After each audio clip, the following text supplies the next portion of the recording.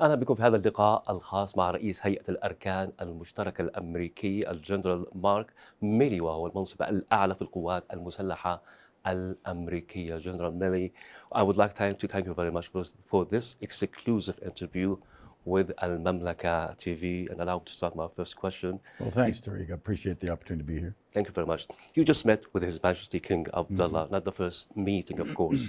How would you describe the relationship between the U.S. and Jordan?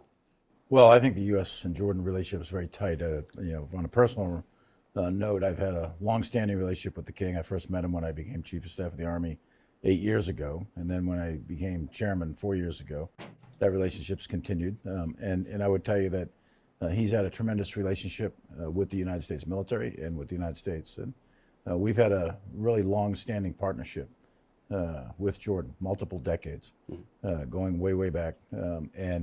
And I think that our relationship with Jordan is critical. Jordan's one of our closest allies in the world, allies and partners that we have. It's one of the great strengths of the United States is that we have friends around the world, and Jordan is one of our best friends in the Middle East for sure. What avenues of military cooperation now exist between Jordan and U.S.? Well, as you know, there's U.S. troops here in Jordan, and we have common interests and common values. And since 9/11, we've had a very, very close partnership for counterterrorism. So we've got several thousand U.S. troops here.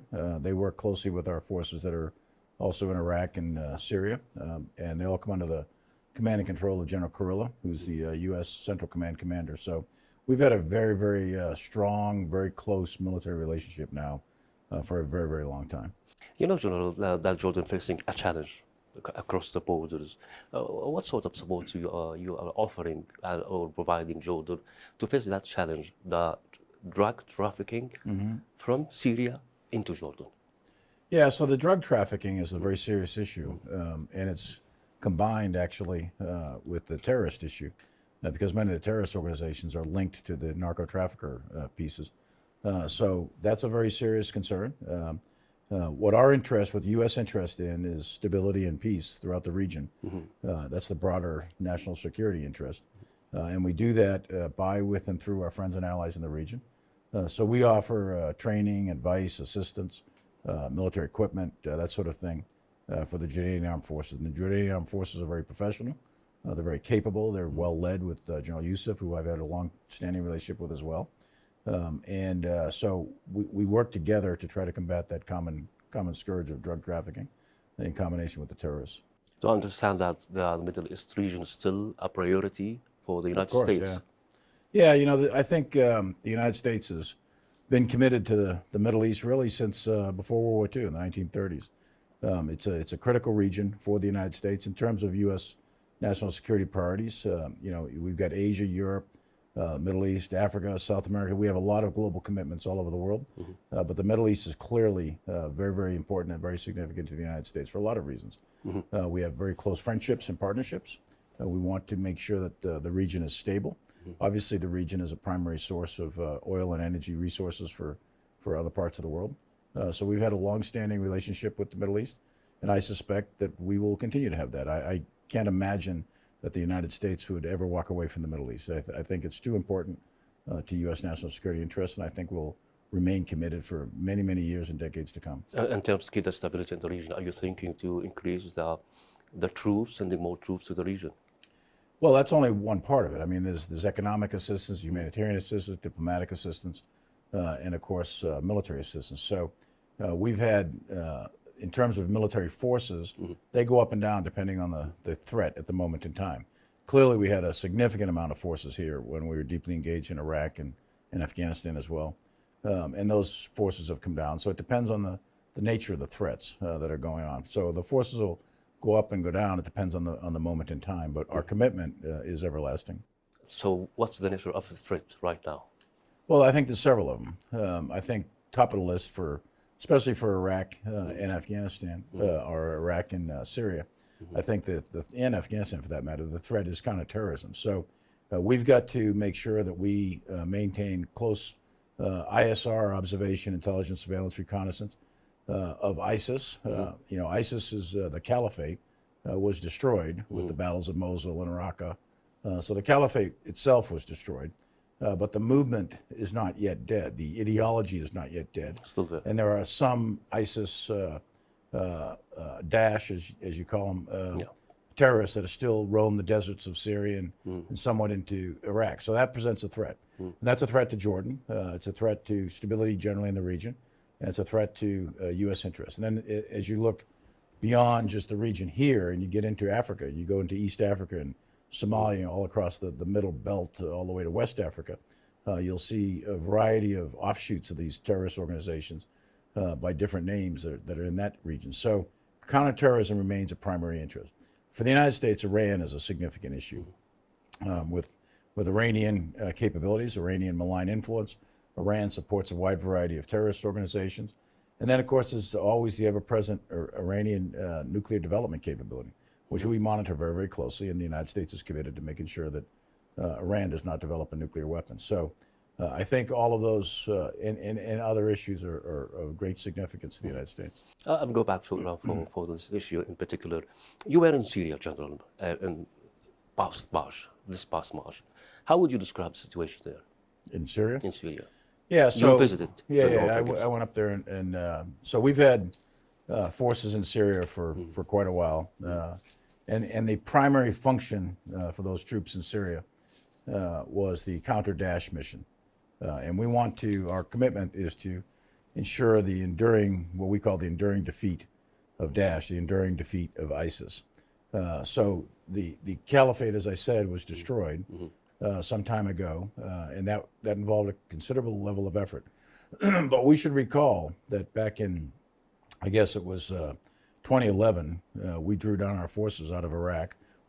We had no forces in Syria, and then Daesh comes out of the deserts of Syria into Iraq in 2014, and essentially they overran the good part of the northern portions of Iraq and a good portion of eastern Syria. And it was a very, very radicalized, very violent, very destabilizing force. And then the United States re-entered by supporting Iraq, and then we worked in Syria by supporting the Syrian Democratic Front, General Mazoum and his folks, and we had special forces operating in there. And the whole purpose was to destroy and defeat the caliphate, and Baghdadi was its leader. And we did that, to the point where we ended up also going in and killing Baghdadi himself. But as I said, the organization, the caliphate, was shattered, but there are still fighters in small groups in and around Syria and in and around Iraq that do present a threat. And if we were to somehow suddenly withdraw, those forces could reconstruct themselves. So the situation is much, much better than it was, but it still requires a level of commitment. So we've got a modest amount of forces in Syria, and we've got forces in Iraq that continue to work for the enduring defeat of ISIS. So this is the main reason for the U.S. Military presence in North Syria, is to fight the ISIS. Oh yeah, it's all about the enduring defeat of ISIS, sure. So, and by doing that, you're maintaining the stability. The moment that threat wiped out, the U.S. got to leave Syria?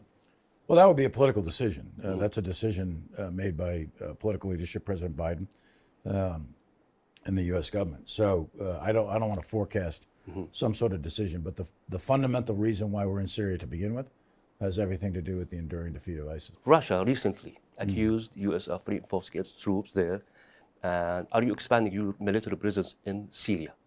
Have we expanded? Expanding your military presence? We've had a pretty consistent amount of forces in Syria that are working to continue to monitor the enduring defeat of ISIS, and that's what we do.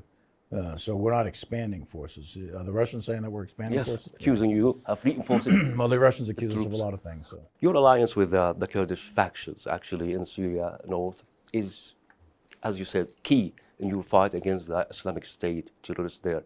But how do you reconcile that with your Turkish allies in NATO?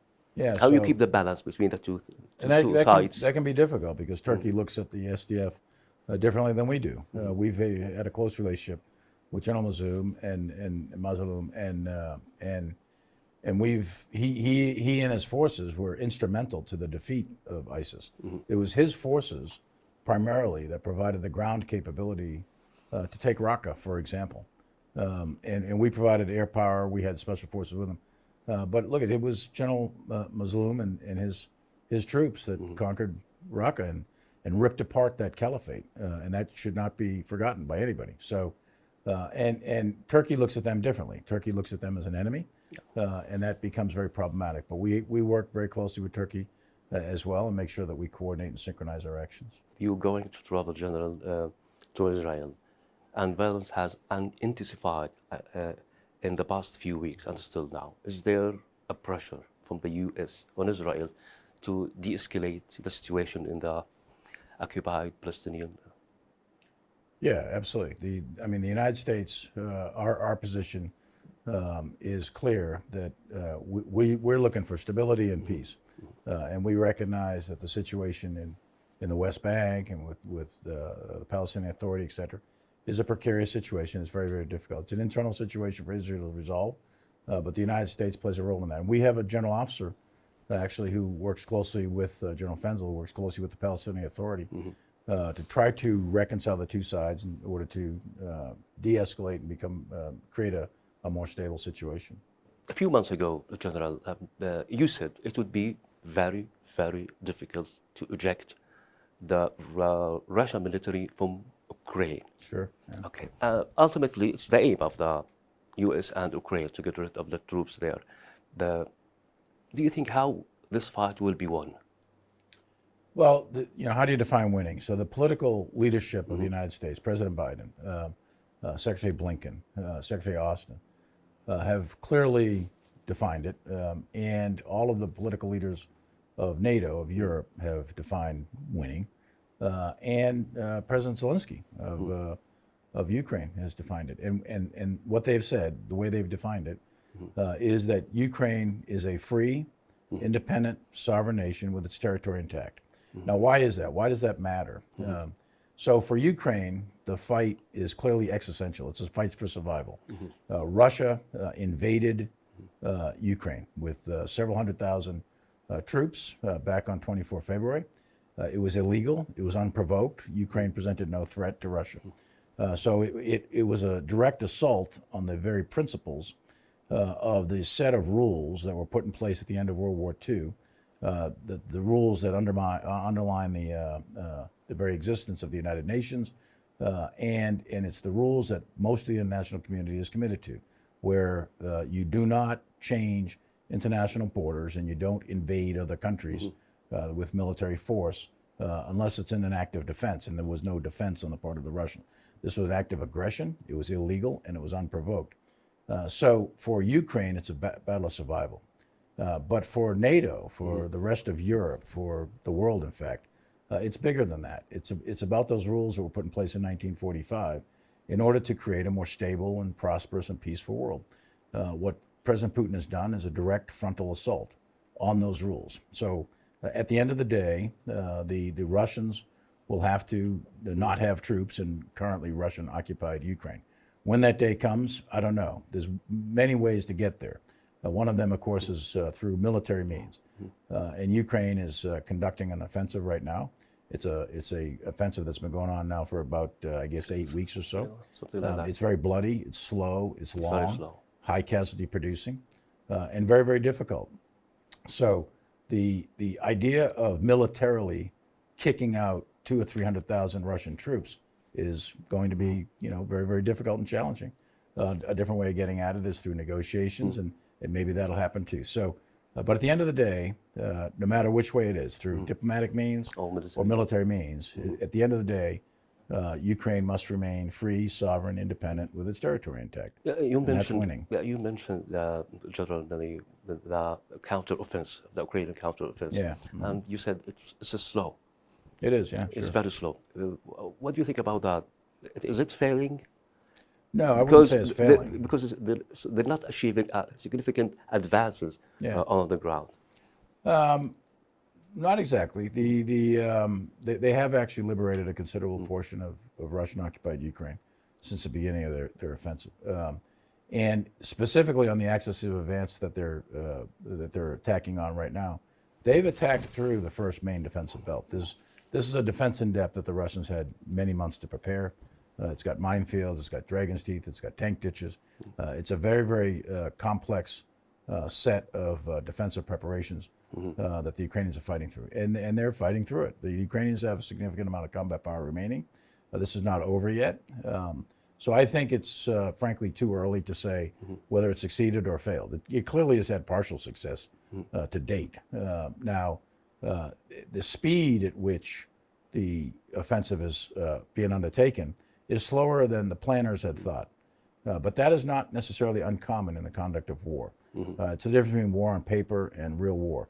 And when real people die and real tanks and infantry fighting vehicles get blown up, and you're running into real dragon's teeth and real mines, things tend to slow down. So because real lives are at stake. So the planners had thought in preparation for this that it would go a little bit quicker than it did, but it's not over yet, and it's making steady progress. Day to day, day in and day out, and it's measured in 400 or 500 meters a day, 1,000 meters a day, that sort of thing. But it's steady progress, and the Ukrainians are fighting that fight. Again, it's bloody, it's long, and it's slow, and we had predicted that several months ago. Do you think you have been late in providing the Ukrainian with the developed weapons? Yeah, there's a lot of commentary on that. I would say that there's a lot of criticism, actually. Yeah, there's a lot of criticism and commentary on it. I would say the Ukrainians have gotten what they've needed when they've needed it. So at the beginning of the war, when on 24 February, when the Russians invaded, the Russians were conducting offensive operations with combined arms maneuver, which was fundamentally with tanks and infantry fighting vehicles. So what did they need at that point? What did the Ukrainians need? They needed anti-tank systems. So the world, NATO, the United States, and others provided a significant amount of anti-tank systems, things like Javelin, AT-4s, and those sorts of weapon systems. And that was necessary for the time to defeat their anti-armor capability. The other thing they needed was air defense capability in order to defeat the Russian Air Force, which in both cases they successfully did that. The Russian Air Force has not played a huge role in this war to date, and the Russian offensive armor and mech formations were defeated by anti-armor. Then it shifts gears into the Ukrainians conducting an offensive operation. So what do they need to do that? They need infantry fighting vehicles, and they need tanks. They need training. They need to learn how to do command and control of offensive formations in combined arms maneuver. They need to learn how to penetrate and breach complex obstacles. So that started, I guess, probably 6 months ago in a very intensified training program that was done in various parts of Europe. So they got those weapon systems to do that. The two weapon systems I think that people talk about the most are ATACMS and F-16s. F-16. So they've been provided a lot of artillery, which is the bread and butter of ground maneuver warfare is fires. So they've got a lot of artillery munitions. They've got a lot of artillery tubes. They've gotten long range artillery with the Gimlers. And the Brits have provided other types of capabilities that other countries have as well. So they've gotten a lot of artillery, but the ATACMS is a controversial topic, and for a lot of reasons they haven't received those yet. They're still on the table. President Biden has not said no or yes at this time. F-16s, that is moving forward, actually. So there's a training program in place, and they'll likely to receive F-16s here in the not too distant future. General, thank you very much for this interview. Thank you. Great. Really appreciate Thank you, Tariq. Appreciate it. Thank you.